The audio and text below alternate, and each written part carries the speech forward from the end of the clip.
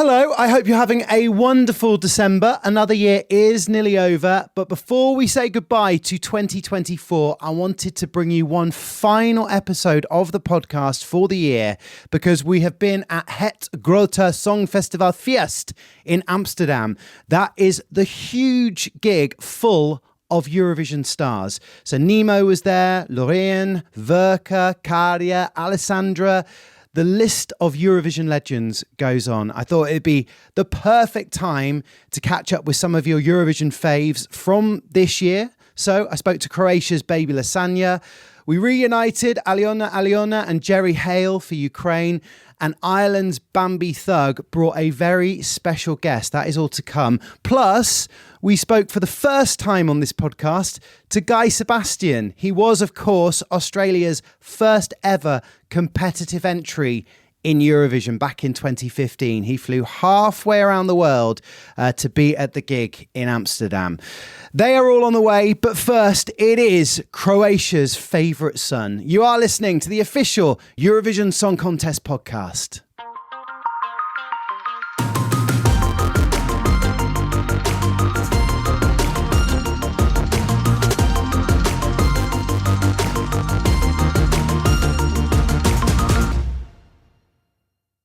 It's good to see you, Marco, aka Baby Lasagna. How are you? Yeah, really good. Thank you. It's nice to see you too after all those months. After all those long months, it feels, well, what does it feel like to you? Does it feel a long time ago or does it feel like it was yesterday? I don't know. It's weird because at the same time, it feels like it didn't even happen in a sense that it was all a dream. You know what I mean? It's just too much, all of explosion of everything all of a sudden. And then the next few months, up until now, actually have been really hectic and I've been really busy, which is a good thing, not a bad thing. That's what I wanted, to get out of Eurovision, and now I did. So yeah, at the same time, it felt like yesterday, but at the same time, it feels like a dream. So maybe it was a dream. Yeah, maybe, but I think you're real here. And lots to talk about, but first of all, congratulations, you came second. That is amazing. Yeah, that is amazing. Thank you so much. Thank you. Can you remember how you felt at that moment when you knew that you were second? Was it disappointment that you hadn't won, or was it elation that you'd done as well as you had? Yeah, I remember it exactly. Like, I can remember the feeling exactly, because when Nemo started to get a lot of points from Jerry, I was pretty sure they were gonna win. I felt scared because I was like, oh my God, if I don't win, I'm going to be so sad. I'm going to be disappointed. The Croatian people will be disappointed. And when they pronounced the winner, Nemo, I was like, oh my God, it's over. It's finally over. The stress just came, like it was gone. And I was like, I'm so happy I get to go home to see my parents, to see my friends. And I was proud of what we did. When we won popular votes, that's all I needed. Like, the only difference between me and Nemo is the trophy, and all of my trophies are currently in a box beneath my table, so I don't even display them that much because I don't want to get full of myself, you know what I mean? You created something that people loved and people still love to this day. We're in Amsterdam, you're getting to sing it in front of a gigantic audience again. You did the job. I knew that night on the finals we were perfect. Like, the whole team did everything to a point, because few days and all the rehearsals there was always something wrong. But on the finals it all came together. It was perfect and nobody never made a mistake. So we couldn't think to ourselves like, oh, maybe we could have won if we done this or this. No, it was the best that we could give. And when you went back to Croatia, it was like a hero's welcome. Yeah. I saw the pictures. Yeah, I didn't expect that, they were telling me about that there are going to be people waiting for me. And I was like, that's going to be so embarrassing because, like, they're going to organize such a big spectacle out of it and nobody's going to show up. There's going to be like 500 people, like, minding their own business, and I'm going to, hi, I'm here, I was in Eurovision, thank you. But then when we came back to the square and there was cops followed us with a bus, it was just like a president coming, it was just so, like a pope. Yeah, like the Pope. Pope Lasagna. Yeah, it was so freaky, and there were like thousands, like 10,000 and even more people in Zagreb on the main square, and it was just, I won, you know what I mean? In that moment, for Croatia, we were like, that was it. I'm just imagining you now, in the UK, in the royal family, when they go through a crowd, they're in their little vehicle and they give a royal royal wave to everybody. I can just imagine you giving the Baby Lasagna wave to people. Yeah, and you know how presidents take babies, hold them up and kiss them. There were women bringing their cats for me. Of course. Yeah, there were cats on the main square, like, and the people were screaming, like, take them, kiss them. Oh, and I was like, what? It's so weird. It's so bizarre bringing a cat to main square. Did you get the name of the cat that you had to hold up? Yeah, probably, but I forgot. It was so many of cats, but I remember one specifically because it looked like my cat, and she was like, the lady was holding her up, and her face of a cat was just like, oh my God, this again. The cat had that kind of expression, oh my God, this again. It's like, oh, really, Mum? Do you have to do this? Yeah. Talking of cats, how's Gertruda? Yeah, Gertrude is fine. She switched her personality again, so she's all of a sudden the most sweetest cat. She's always wanted to be petted. She's always around, always yapping her mouth like meow, meow, meow. She's constantly talking. I don't know what she wants, but she's cute and she's doing really well. Thank you. Well, we've talked about this before because I have a dog, and dogs have a personality and you can help shape it. But cats, they do what they want. Yeah. You know, you can be the nicest person to your cat, and if they don't want to be nice to you, they don't care. Yeah, exactly. For example, Gertrude is like in love with me, but Elisabetta is way better to her than I am, and she just doesn't like Elisabetta that much. She's allowing Elisabetta to pet her when nobody else is around. So Elisabetta takes photos like, oh, you're not around, so I'm a spare human now, so I can just pet her. I love that Gertrude's been promoting your merch as well. Yeah, she has been promoting my merch. Yeah, she's the queen. She's out of all the cats that we've ever had, she's like social media one, I think, the best. If she was a person, she would constantly be on social media. She would be the queen, you know. One thing about your performance that I always ask people when they've done the grand final, when you watch it back, the roar of the crowd is huge. It goes wild. Can you feel that on stage? I felt it, I saw it, and I heard it through my earphones.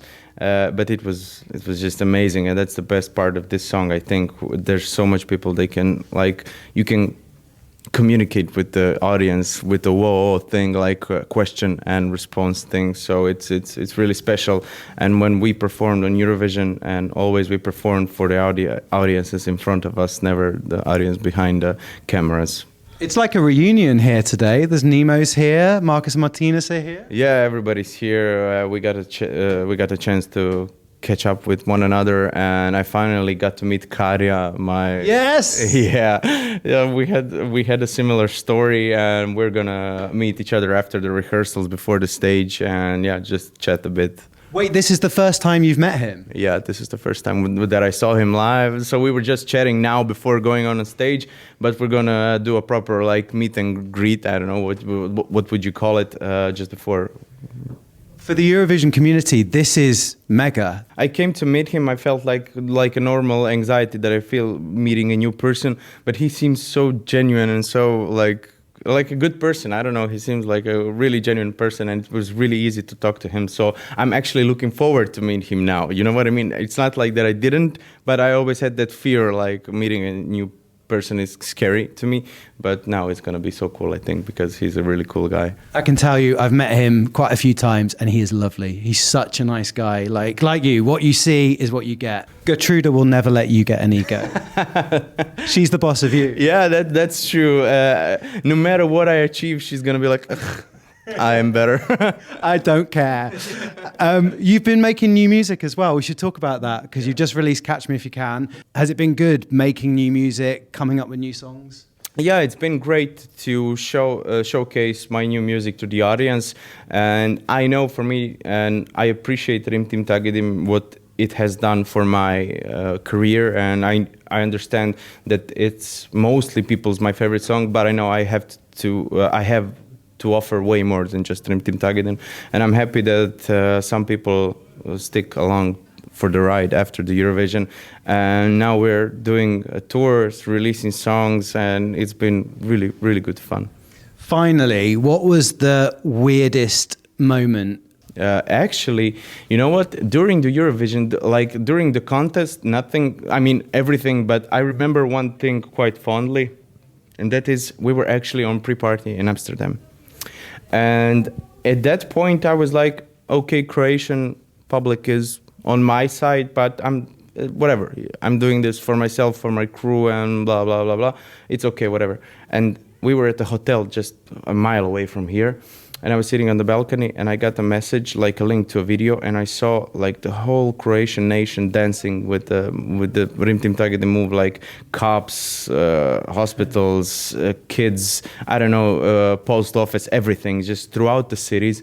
And I started to cry, and I was like, oh, this took way much bigger than I ever thought. And I was like, okay, I'm not doing this for myself anymore. I'm doing this now for Croatia. And this is something big that's happening. And that moment stuck with me, really. It really did, because it was just explosion, you know. So that's the thing that I remember, like, quite fondly. And you did Croatia proud. Do people still do the arm to you every day in Croatia? Yeah, they do, especially when they come to take a picture, like, should we do this? And I was like, yeah, you do it. I'm just so, I'm so over it for, like, you know, it feels, sometimes you feel like, I don't know, it's just weird something to do it when you're in a bad mood, you know, you're having a bad day and now you have to go like, but I do it, especially when the kids are, I always do it, because the kids are like the sweetest, yeah. Yeah. Finally, what is Merry Christmas in Croatian? Sretan Božić.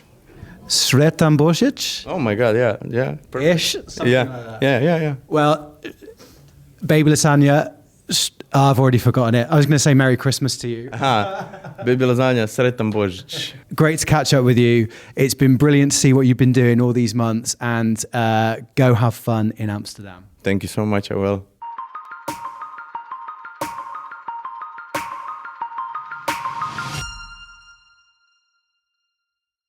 Hello, Alyona, Jerry, back again on the podcast. So good to see you. Good to hear you.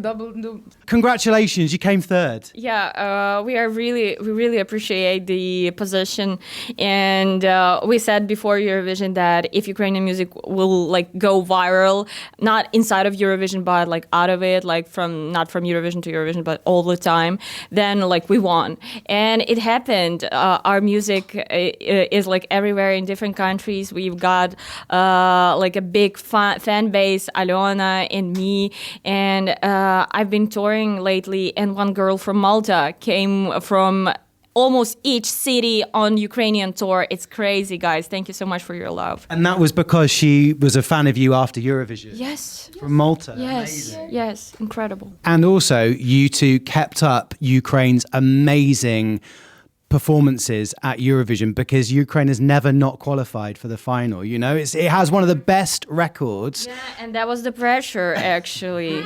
You felt that pressure? Of course. You either take a good place at Eurovision or you're not going back to Ukraine. It's true. It's true. It's not funny. It's true.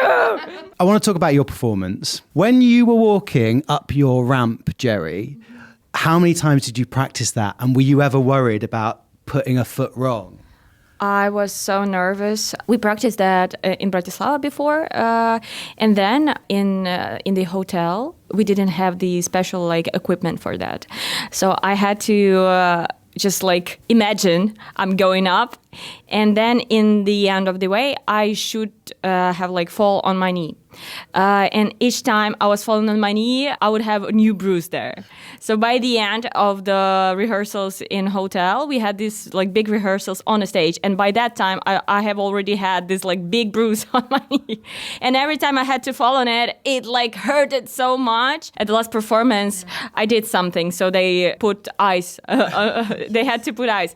So I was just afraid of this moment the most, actually. I didn't know you were in so much pain through the whole thing. Jerry showed the stories. We were in Artist Village where we all waiting for our numbers, marks, you know, like, yeah.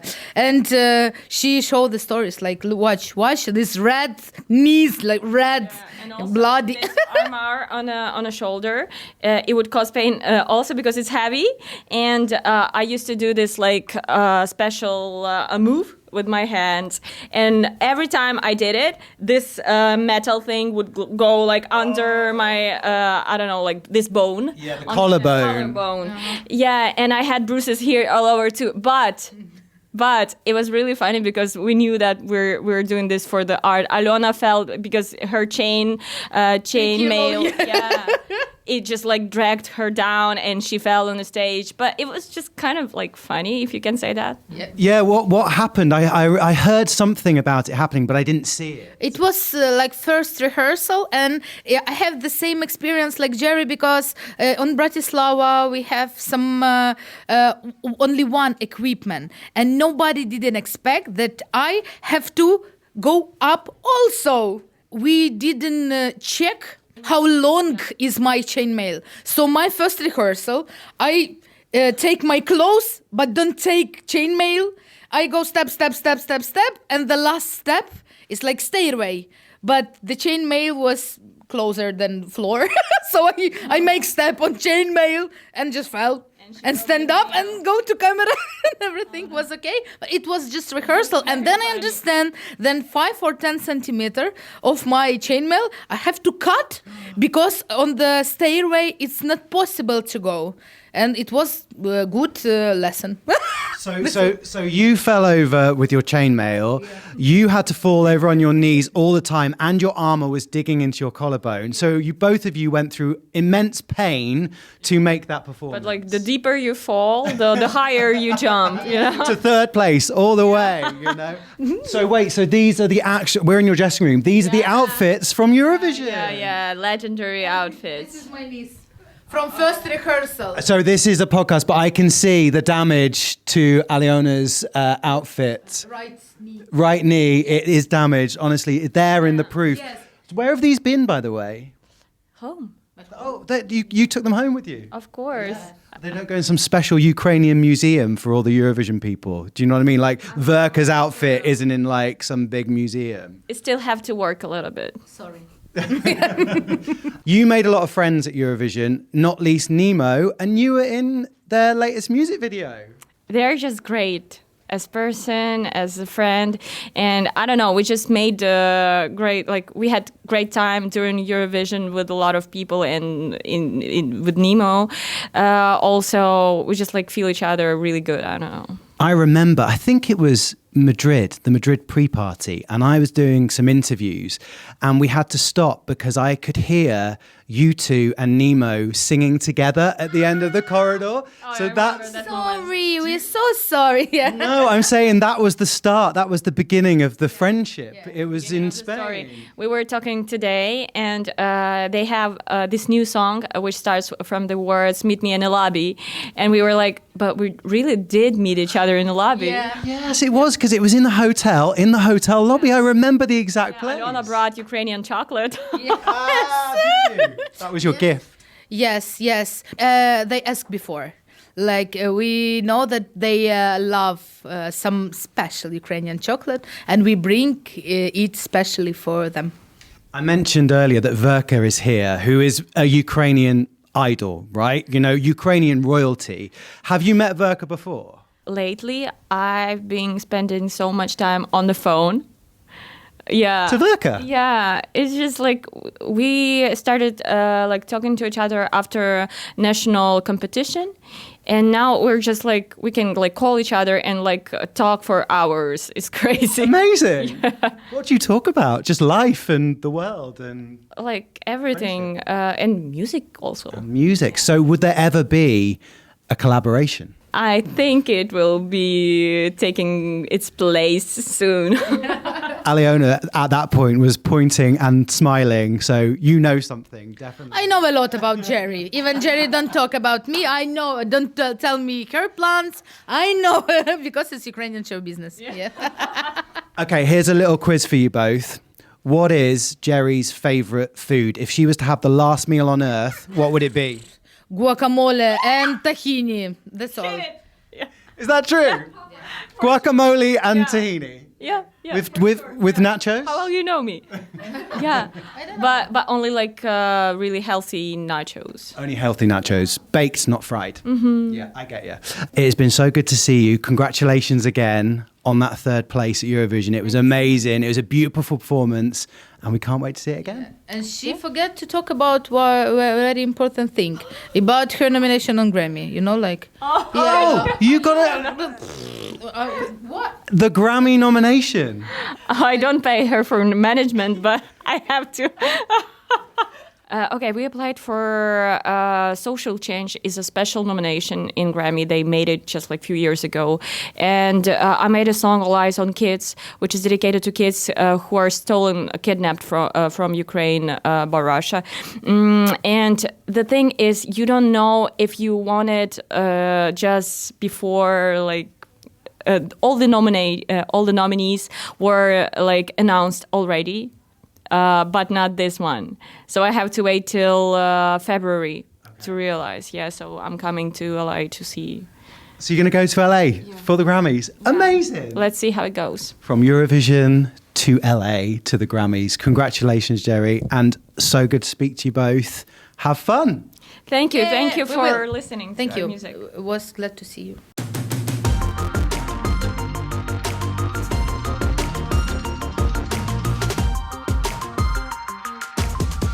It is a welcome back, a very welcome back to Bambie Thug. Hello. Hello, bonjour. This time we have a special guest joining us, don't we? You can see them as well. I can. It's my demon. It is your demon. Hey, Matt. It is Matt. Hi, Matt. Hi, it's weird I have a voice this time. Hi. Scary demon voice. The weird thing is, Matt is currently not dressed as a demon. He is wearing a tuxedo and looks completely different. I would argue that he looked gorgeous both times, but you look very, very particularly gorgeous. Thank you. I'm giving penguin in this suit though. At the moment, Matt, it's not very Bambi because it is just a tuxedo, but there is an addition, right? Yeah, we have Don't be so nasty to us. We can be classy, then we can put a latex demon hood on. Yeah. Yeah, a giant latex horned hood. Yeah. There we go, there's Bambi. There Hot. we go. Yeah. First thing that I want to say is how funny was it that you came sixth with the public, and you came sixth with the jury, which is literally 666. You could not make that up. Yeah, viewers in Ireland was 666, whatever, 1,066, whatever, 666 as well. And then I just was told, which I don't know is true, but a fan said to me that the referendum in Basel that they held with my picture on them, like anti-Eurovision, they were beaten by 66.6%. This is very you. It was all part I of mean, it. it's gorgeous. I feel like that's sick. Like, What was it like when you went back to Ireland after doing so well at Eurovision? lovely. I did. What was my first show back in Ireland? I think I did the Pride. I think I did Cork Pride. And that was really nice. Irish crowds are feral. Feral. In the best way. But we went a like, bit more feral with them as well. Did it feel like a bit of a homecoming in a sense? Because suddenly you basically converted a large portion of your home country to become your fan.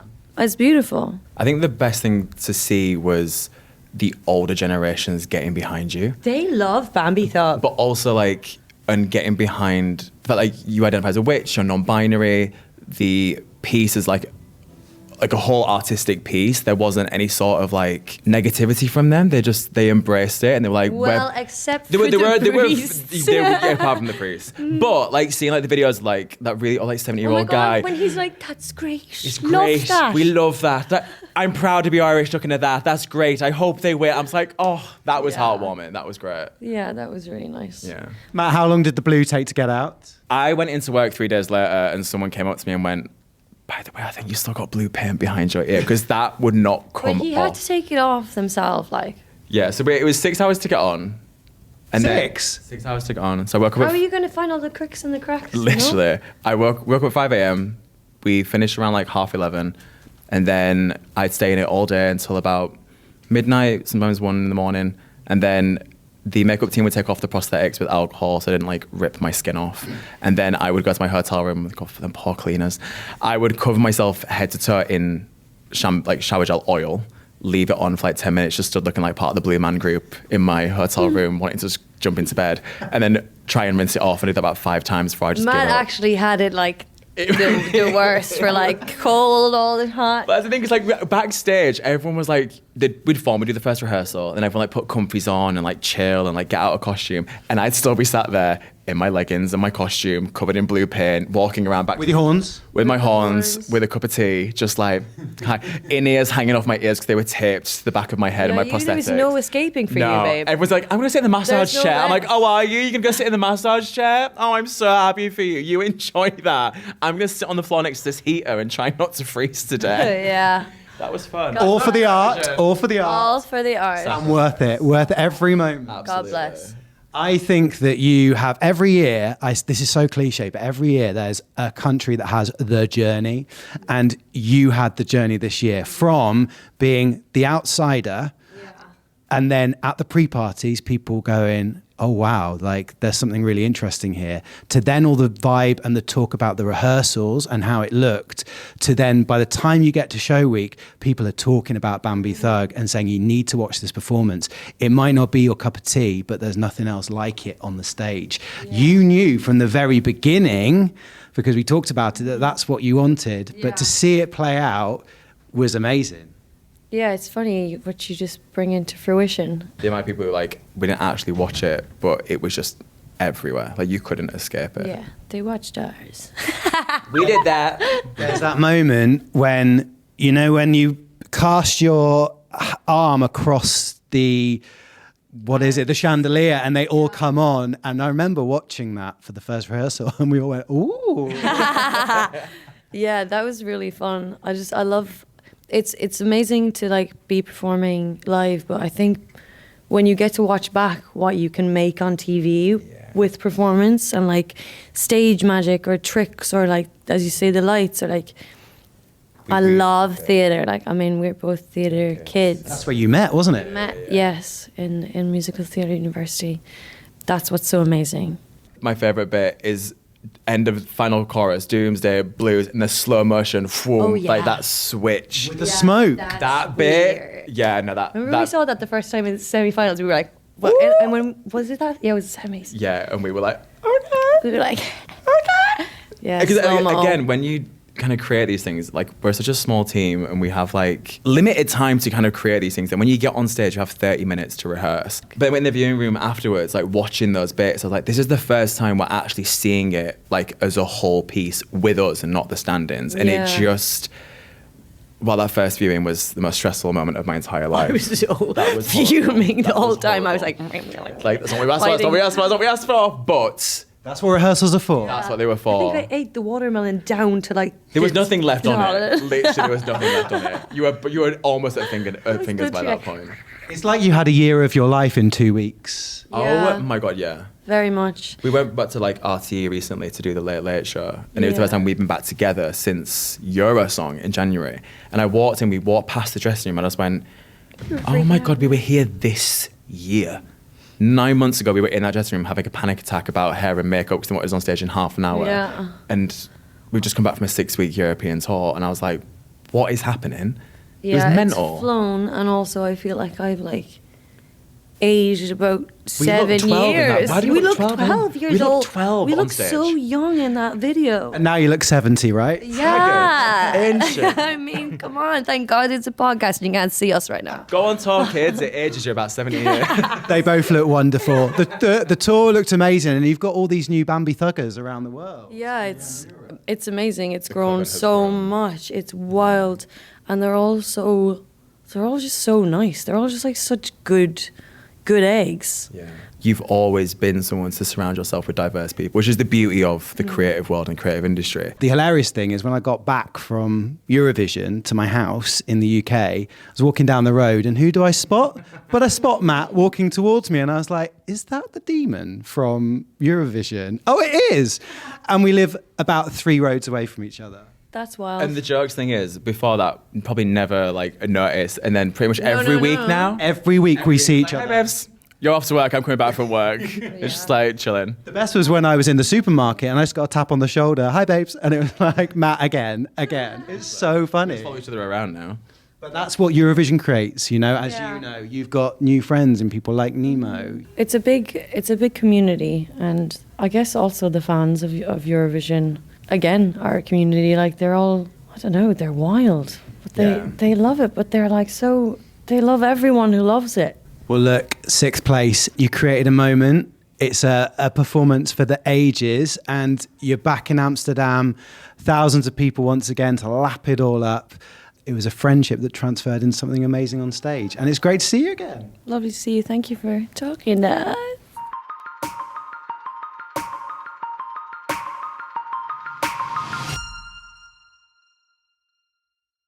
Guy, it's so good to see you. I've wanted to get you on the podcast for ages because you are Eurovision Australian history. You know, you were the first competitor for your country. Yes. That is such a mad thing. I was the Eurovision virgin. You were the virgin. and at first I genuinely thought someone was winding me up. I was like, surely this is a prank. When I got asked, to perform at Eurovision representing Australia, I was like, hang on, Australia is obviously not in the EU and about as far away from it as you can get. But I found it a massive honour, if I'm being honest, because Eurovision's big in Australia, and Yeah, we know. yeah, it's been on forever, and people love it. So I didn't take the responsibility on lightly. I knew it was something that was big, and it had a huge following, and that just became evident again tonight. The Eurovision fans are different, very different. They're very, very passionate, very, they're just so into it, and they make you feel so good about yourself. And I had 3 days to write a song. Well, it was 3 days to write it. Not just write, I had 3, because I remember I was away, I was somewhere overseas, and when I got back, they were like, hey, we just found out this needs to be submitted by this date, otherwise, you can't do it. And the date was 3 days away, but not just write a song, have it, mix it, produce it, mix it, master it, ready literally for release. So I didn't sleep. There was 2 nights. I think on the second night I had a little nap for an hour and a half or something, but it was literally 72 hours of just me in my studio just writing Tonight Again. And I was stuck because I was like, normally I love belting out a ballad at an event like this, just to really kind of just tug on the heartstring. That was your instinct. That was my instinct. Yeah. But then, I don't know, I got in the studio and started, picked up my guitar. I was with actually a guy called David Ryan Harris. He was visiting Australia from LA, and he's in John Mayer's band. He's an incredible artist and songwriter. And I actually wrote my biggest song with David called Battle Scars, and I've written a bunch of songs with him. So it was actually by chance that I bumped into him in this alleyway on the way to the studio. To do the Eurovision song? Eurovision song, I swear to God. And this is like a random alleyway in an inner city suburb of Sydney. And I was like, David, what the hell are you doing here? And he was like, oh, I'm doing some songwriting, man. I was like, can you squeeze in a session now? I've got to write blah, blah, blah, write this song. So David came in, we wrote the song, and it was done. It was honestly the most amazing experience of my life. Mine was 2015. Yeah, nearly 10 years ago. Yeah, in Vienna. Yeah. I guess I didn't really know what to expect. And what I guess I walked into was something that was a bit otherworldly. And I remember thinking to myself, here's this event, and people are waving their country flags. It felt like there's a lot of flags. Man, it genuinely, it felt like the Hunger Games, but obviously no one was killing each other, and it was just awesome. It was I don't know. It was just so many different feelings that I had, but the biggest one was the togetherness of it. And I met so many great people. Måns won that year from Sweden. He was amazing, and you're Australia in its first year. You come 5th. Which is pretty good. Well, I guess there's no pressure in the first year. Australia is there, but yeah, to come top 5, amazing. Yeah, because set the standard. Well, I genuinely was thinking, who's going to vote for Australia? There's no real obvious allies, and maybe the UK, we love each other. There's a lot of people from the UK in Australia and vice versa, and but yeah, I didn't know who would vote for me, and it just ended up. People were very generous with their votes, and then it was a really amazing experience. So then, let me ask you a true question, true instinct answer. When Dami came second the year after, were you like, yay, she's come second, or no, she's beat my 5th place? You know, there's certain records you hold. You might be in school at a sports day and you're in year 2 and you've just thrown that discus and you feel great about yourself. But there's a big chance that little year 2 is going to have that record broken by, at some stage. Coming 5th is not really a big flex to hold on to. Like I knew that it's very likely that it would be pipped, and it was. And who else better? Dami is just incredible. Australia's really embraced it. Like I think because it's so new for us, and it's one of those things where we feel like we got invited to a party that maybe we weren't supposed to get invited to, but we're just kind of lapping it up and wearing that little lanyard and just getting away with it and eating. You're like, hi, we're still here. No one's forgotten to drop us off yet. No one's forgotten to cross us off the list. Still in the green room eating all the food and drinking the free booze. What's your kind of defining memory of Eurovision? I think it's the parties. Of course, good. I'm glad someone said that. No, it is because we did this tour first where we came here, we came to Amsterdam, we went to Russia. It was my first time in Moscow. We went to a few different spots and did little promo trips. Yeah, the pre-parties. Yeah, the pre-parties. And then the parties were just wild. They were they were awesome parties. And the amount of rehearsals and like checks and they're so you are on stage at 12:37 and 34 seconds. Yeah. It's so precise. And so at night time, after all of this intense kind of rehearsals and stuff, everyone just wanted to have a bit of a drink and just have a bit of a party. So there was really epic parties. Yeah. Is that where you got to know Mons? Yeah. I hung out with Mons quite a bit because we'd be at the gym, the hotel gym in the mornings. Yeah. And so I think we connected on that. On the treadmill. Yeah, and then he came and I think he did pretty sure he came and did a tour support on a couple of shows or something for me in Australia. Yeah. He's trying to represent Sweden again next year, so he's back in Melfest. So Loreen has obviously won it twice. So I just found out, obviously with Loreen, people do this multiple times. Well, yeah, which might, you might predict what my next question might be. Would you ever consider it again, do you think? Of course, I would consider it, yeah, for sure. I mean, I didn't even know I thought it was against the rules to enter twice. No, you can go as many times as you want. Honestly. Wow. Yeah. Okay. Loreen and Johnny Logan, who's here as well, he won twice for Ireland in the 1980s. So it is possible. I just had a thought. Maybe you, Dami, and Kate could be an Australian supergroup entry at Eurovision one year. We could be called Guy, Kate, and Dami. We could be called GKD. Yeah, it would be. That's so rubbish. I'm trying to think of something else. One more so that we're like ABBA, It's What's another soloist? Multicultural ABBA. Representing on the world stage. There was also Jess Mauboy. Well, let's put Jess in there. Man. So Jess, Dami, you, and Kate, the Australian ABBA. Do you think I would survive in the group of those girls? I think they would.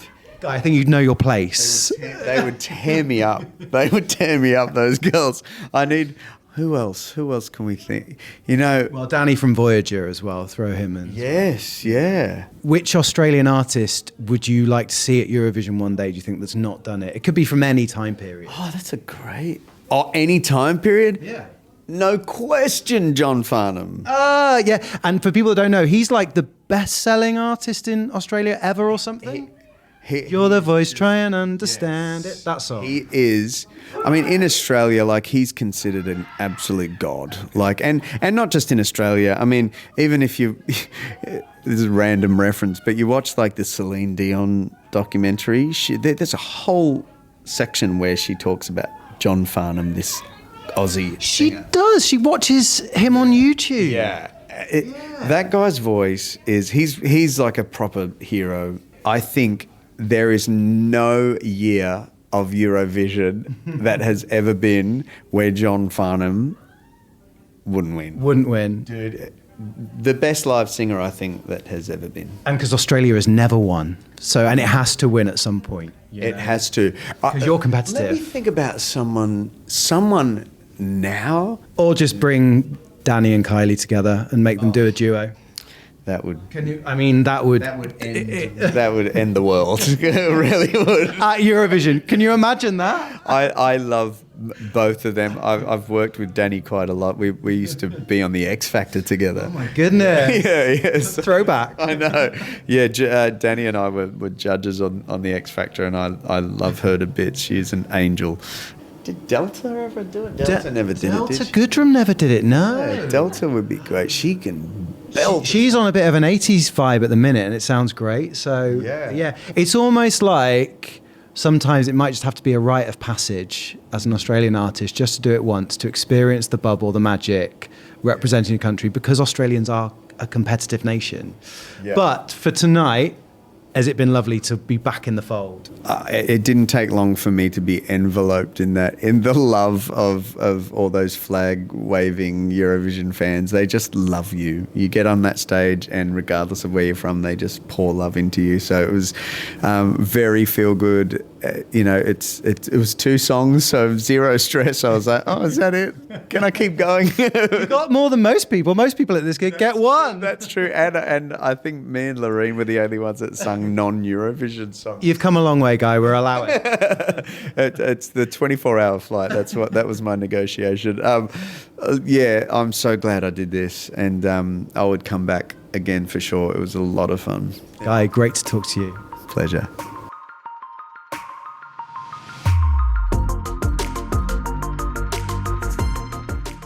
So big thank you to Guy, to Bambie Thug and their dancer Matt, to Alyona and Jerry Heil, and to Baby Lasagna, and also to everyone at Het Grote Songfestivalfeest. It is always like a Eurovision reunion. I love it. You see all your faves in one place, and the show is brilliant. That is all from us now for 2024. Next stop is Basel 2025, and the podcast will be back very, very soon. Have a brilliant new year.